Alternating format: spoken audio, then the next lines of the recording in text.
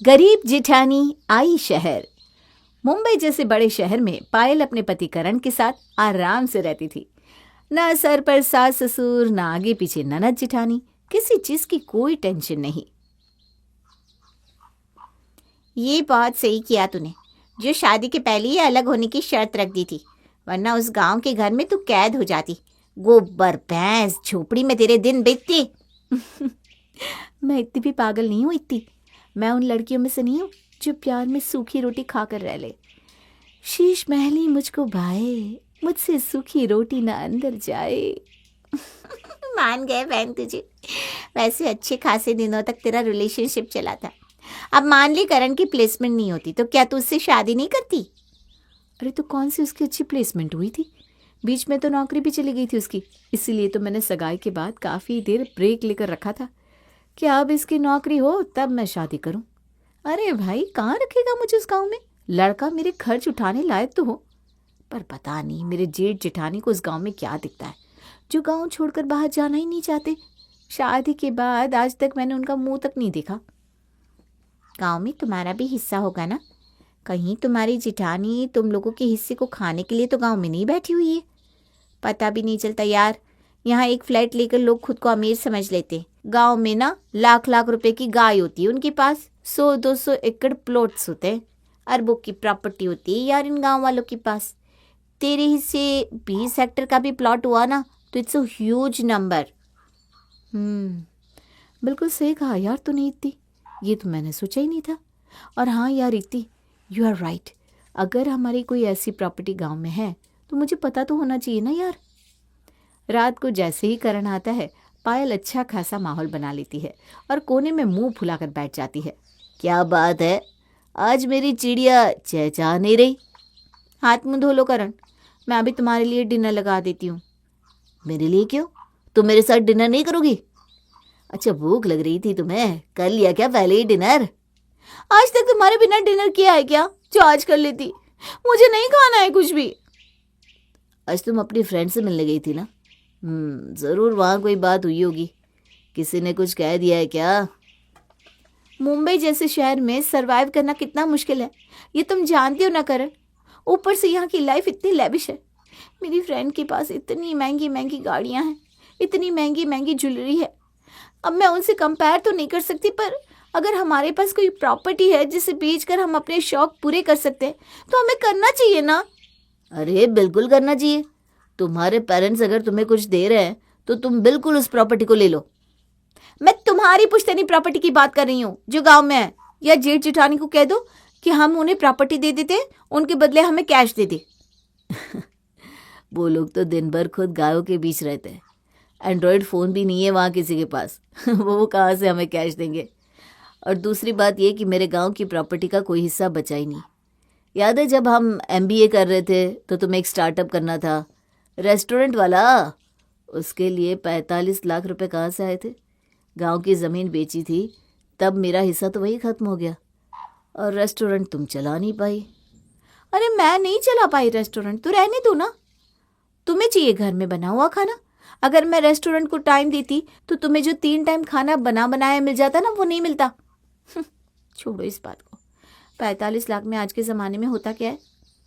कुछ दिन बाद पायल की फ्रेंड्स उसके घर किटी पार्टी के लिए आती है, और जहाँ सबके बच्चे हो वहाँ डिस्कशन किस टॉपिक पे होगा ये तो आप जानती हैं। अब तू भी ना बेबी कर ले, फिर मेरे नव्या के साथ खेलने के लिए एक दोस्त हो जाएगा। अरे तो तू कर लेना एक और बच्चा। नव्या की फ्रेंड दिलाने के लिए मैं इतना रिस्क नहीं ले सकती भाई। You are 30 already. अब ड्रामा मत कर, फिर बच्चा होगा भी नहीं। बेबी के बाद ही फैमिली कंप्लीट होती है पायल। जब तक खुद का बच्चा नहीं होना तब तक पति 10 अफेयर चला लेता है। कितनी बार तो एक्स के साथ भी रिलेशनशिप में रहते हैं, पर जैसे ही बच्चा हाथ में आता है पति ठीक लाइन पर आ जाता है। समय से घर पर आना, समय से जाना, और इसका फोकस ना पैसे कमाने की ओर ज़्यादा बढ़ जाता है। अच्छा, फिर तो शायद अब बेबी प्लान करना ही पड़ेगा मुझे। और पायल बेबी प्लान करना शुरू कर देती है। 3 महीने बाद उसे पता चलता है कि वो माँ बनने वाली है। सुबह सुबह उठकर करण ऑफिस जा रहा होता है कि पायल की आंख खुल जाती है। आज ऑफिस मत जाओ ना Karan, I am not feeling good. अरे ये तो बहुत ज़्यादा प्रॉब्लम हो गई है पायल। 2 दिन ऑलरेडी मैं तुम्हारे कारण छुट्टी ले चुका हूँ। आज ऑफिस नहीं गया तो बॉस कहेंगे कि घर पर ही बैठो, और जॉब चली गई ना तो इस आने वाले बच्चे का खर्चा कैसे चलेगा बताओ। उसका छोड़ो, हमारा खर्चा कैसे चलेगा। तुम एक काम करो, मम्मी से बात करो, उन्हें यहाँ बुला लो, वो तुम्हारा ख्याल अच्छे से रख लेंगी और मैं ऑफिस जा पाऊँगा। पीछे से मुझे तुम्हारी टेंशन भी नहीं रहेगी, वरना ऑफिस में होकर भी ना मेरा ध्यान तो यहीं रहेगा, क्या ही काम कर पाऊँगा मैं वहाँ। करण की बात मानकर पायल अपनी माँ को कॉल लगाती है। 3 बार कॉल किया, मम्मी कहाँ हो तुम? अरे बेटा मैं तो गोवा आई हूँ, बेटे बेटियों की शादी हो गई, बहू को बच्चा हो गया, अब नहीं घूमूंगी तो कब घूमूंगी। पता क्या कह रही थी तू? मैं प्रेग्नेंट हूँ मम्मी, कुछ दिनों के लिए मेरे पास आओ ना। अरे इतनी क्या जल्दी थी बेटा तुझे? बहू के बच्चे को साल भर हुआ नहीं कि तूने नंबर लगवा दिया। अब मैं नहीं आने वाली, पागल समझाया क्या तूने मुझे? प्रेम के बेटे की चड्डियाँ धो धोकर मेरी उंगलियाँ गल गई है, अब तेरी उल्टियाँ साफ करूँ। एक नर्स रख ले, या उससे अच्छा अपनी उस गंवार जेठानी को ही बुला ले। आप नहीं आ रहे हो मम्मी? अरे मेरी भी तो उम्र देख बेटा, मेरे घुटने जवाब दे रहे हैं। यहाँ के बाद मेरी मनाली की ट्रिप है, वो टिकट कैंसिल कराऊंगी तो पैसे भी चले जाएंगे, और मैं वहाँ आ भी गई ना तो पता चला मेरा भी काम तुझे करना पड़ गया। इसीलिए कहती हूँ कि अपने गांव से अपनी जेठानी को बुला ले, वो ठहरी जवान आराम से भाग भाग कर घर का सारा काम कर देगी। बर्तन वाली को भी हटा देना, वही सब कुछ संभाल लेगी, घर में 2 पैसे बचेंगे। अरे पर मम्मी वो तो गांव की गवारन है। अरे पर तुझे तो अपने काम से मतलब है ना, अपना काम निकलवा ले फिर भेज देना उसे। और वो पायल जो दिवाली होली पर भी अपनी जेठानी को फ़ोन नहीं करती थी, वो आज अपनी जेठानी को फ़ोन लगाती है। नमस्ते भाभी जी, कैसी हैं आप? अरे बहू तू सब ठीक तो है बेटा? कितनी बार फोन मिलाया हमने तुझे, बात ही नहीं हो पाई। हर बार कोई औरत फोन उठा कर कहती थी रांगा नंबर। कोई सर्वर प्रॉब्लम होगा भाभी, वो छोड़िए। हमारे घर का चिराग आने वाला है, मैं माँ बनने वाली हूँ। मेरी तो सास के बराबर आप ही हैं। ये कह रहे थे पहले भाभी को ही बताओ, तो सीधा आपको बताया। बहुत दिन हो गए भाभी आपसे मिले, अब ना सब छोड़ छाड़ कर यहाँ आ जाइए मिलने हमसे, टिकट करवा देती हूँ। हाँ हाँ मैं आ रही हूँ, बहुत बड़ी खुशखबरी सुनाई है तुमने, अभी आती हूँ। और बिना देरी किए अपने एक हाथ में लोहे का बक्सा और सर पर पोटली रखे मीना अपनी देवरानी के फ्लैट पहुंच जाती है, जहां आसपास के सभी प्लॉट वाले झांक ढक कर उसे देखने लगते हैं। Oh my God, so low class. इनको बुलाकर तो पायल ने अपनी बनी बनाई रेपुटेशन खराब कर ली। जैसे ही मीना पायल के घर के दरवाजे पर पहुंचती है, पायल उसे इस तरह देखकर चौंक जाती है। ओह माय गॉड भाभी, आपके पास अच्छी ट्रॉली भी नहीं थी क्या? ये बक्सा कौन लेकर आता है आजकल? किसी ने आपको देखकर कुछ पूछा तो नहीं ना? अरे नहीं नहीं बहू, किसी ने कुछ नहीं पूछा। हाँ चलो ये अच्छा हुआ किसी ने कुछ पूछा नहीं।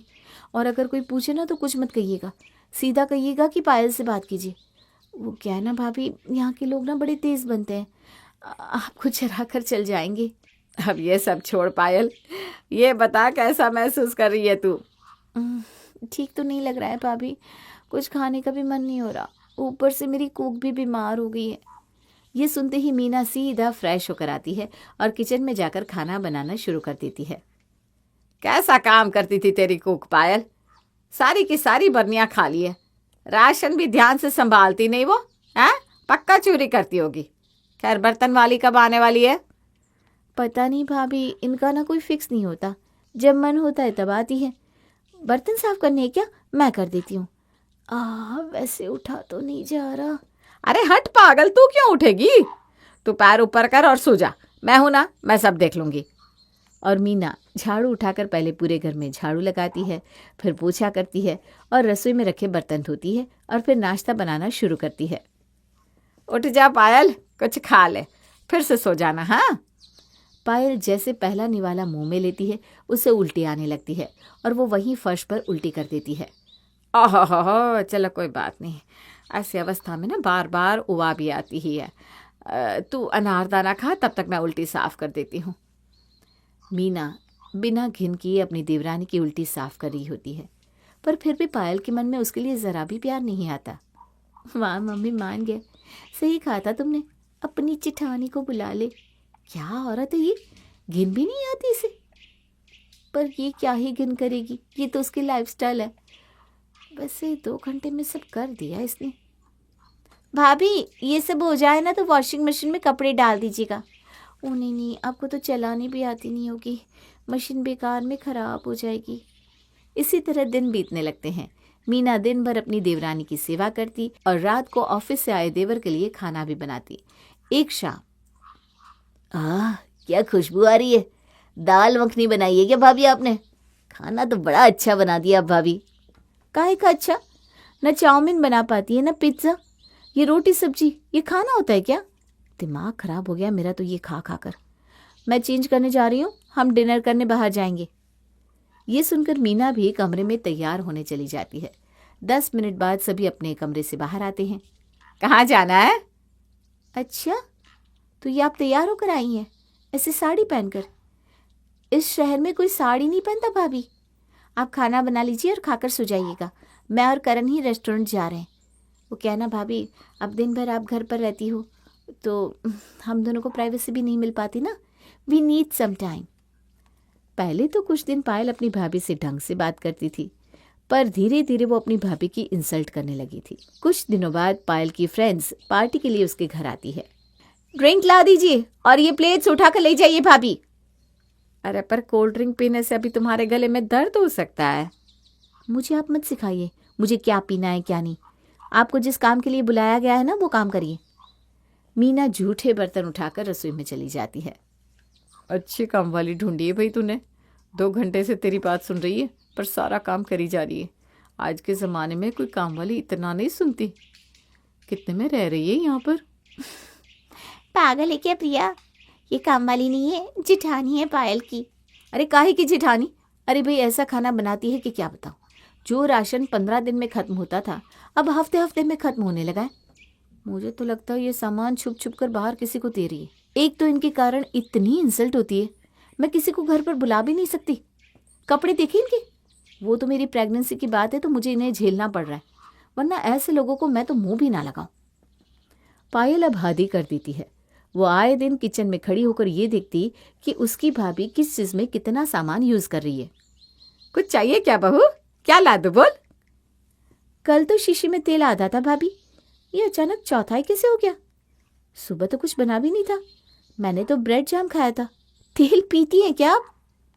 अरे सुबह सुबह करण ने कहा था पराठे बनाने के लिए और उसके बॉस के लिए भी 2 टिफिन पैक करवाई उसने, तो उसी में तेल खत्म हो गया। तू सो रही थी ना तो तुझे पता नहीं चला होगा। वैसे तेरा ना 7वां महीना चल रहा है। ये सुनते तेरे भैया तो खुद ही उतावले हो गए। मैंने भी कहा पहली गाड़ी पकड़ो और आ जाओ, आज शाम को फ्लाइट से पहुंच जाएंगे। फ्लाइट के पैसे कहाँ से आ रहे हैं उनके पास? और फ्लाइट में पहले कभी चढ़े हैं क्या? अच्छा, अब अगर छोटा भाई खर्च उठा ही रहा है तो फ्लाइट में ही उठेंगे। सही है। और शाम को जैसे ही प्रियतम घर पर आता है उसे देखते ही पायल सीधा उठकर अपने कमरे में चली जाती है और ऐसे मुंह सुजाकर बैठ जाती है मानो उसका कोई दुश्मन आ गया हो। शायद मुझे नहीं आना चाहिए था। मीना बहू को मेरा यहाँ आना ठीक नहीं लग रहा है। वैसे भी बहुत सारा काम बाकी है। ऐसा करता हूँ कल सुबह की गाड़ी पकड़कर वापस चला जाऊँगा। अरे पर फिर आपकी वो मीटिंग हो सके तो आज ही कर लूँगा। तभी पायल के फ़ोन पर करण का फ़ोन आता है। सुनो ना पायल, आज बॉस के साथ कुछ कलीग्स आने वाले हैं, खाना वाना रेडी कर लो। पायल फ़ौरन बाहर जाती है और अपनी भाभी से कहती है, जल्दी खाना वगैरह रेडी कर लीजिए, 7-8 लोग आ रहे हैं ऑफिस से, करण की प्रमोशन की बात है, जल्दी कीजिएगा भाभी। मीना रसोई में जाती है और काम करना शुरू कर देती है। कुछ देर बाद ऑफिस से करण के साथ उसके कलीग और बॉस आते हैं। सोफे पर बैठे प्रियतम को देखकर वहीं खड़े के खड़े रह जाते हैं। ओह माय गॉड सर, आप यहाँ? आप कब आए सर? आपने बताया होता हम आपको लेने आ जाते। तुमने बताया नहीं प्रियतम, सर तुम्हारे रिलेटिव है, साथ में मैम भी आई है क्या सर? तभी किचन से हाथ में ट्रे लेकर मीना बाहर आती है। अरे मैम आप क्यों काम कर रही है, हम करते ना। प्रेम यार मैम को बिठाओ, हमारी कंपनी की CEO है ये। प्रोटोकॉल नाम का चीज़ होता है या नहीं? हमारे लिए तो आप प्रेरणा है मैम। इतना सब कुछ होने के बाद भी गांव में रहना, इस लाइफस्टाइल में रहकर भी इतनी बड़ी एम्पायर की मालिक होना, 24 घंटे काम करती है आप। We want to be just like you. आपको शायद कोई गलतफहमी हुई है, ये तो मेरी जेठानी है, गांव में रहती है। मिल्की ट्रे, इस कंपनी के ऑनर प्रियतम सर और मीना मैम ही हैं। भैया, ये कंपनी आपकी है? मैं आपकी कंपनी में इंजीनियर हूँ। एमबीए के बाद याद है जब तेरी नौकरी छूट गई थी, फिर जिस लीड से तुम्हारे पास इस जॉब की इन्फॉर्मेशन आई थी वो मेरे ही पीए ने भेजी थी। मुझे पता था अगर तुझे ये बात पता चली तो शायद तू ये पोस्ट ना ले। ये सब छोड़ो, मीना तुम चाय लगाओ। पायल को कुछ समझ में ही नहीं आता। वो वहीं की वहीं खड़ी रह जाती है। अपनी जिस जेठानी को वो नौकरों की तरह ट्रीट कर रही थी, वो उससे भी ज़्यादा पढ़ी लिखी और इतने बड़े कंपनी की ऑनर थी। करोड़ों की प्रॉपर्टी होने के बाद भी इतनी सीधी, इतनी घरेलू। अपने सामने ये सब देखकर पायल का मन ग्लानि से भर जाता है। वो फूट फूट कर रोने लगती है। भैया भाभी मुझे माफ कर दीजिए, कितनी जिल्लत की मैंने आप दोनों की। आपको आए हुए 1 मिनट नहीं हुआ था भैया कि मैं आपके सामने से उठकर चली गई। आप चाहे तो इस फ्लैट के जैसे न जाने कितने फ्लैट खरीद सकते, पर फिर भी मैंने भाभी पर राशन चोरी का इल्जाम लगाने से पहले सोचा भी नहीं। मुझे तो ये समझ में नहीं आ रहा किस मुंह से मैं आप लोगों से माफी मांगू। अरे पगली, ये गलतियां बच्चे नहीं करेंगे तो हम जैसे बूढ़े करेंगे क्या? तो बस इन चीज़ों की टेंशन छोड़ और हमारे खानदान के वारिस को जन्म देने की फिक्र कर। भगवान ने ऐसे भी मुझे इस सुख से वंचित रखा है, कम से कम तेरे बच्चे को ही देखकर मैं खुश हो जाऊंगी।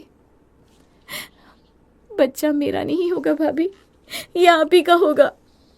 और मीना बिना एक भी बार सोचे पायल को माफ़ कर देती है और पायल का परिवार फिर से एक हो जाता है।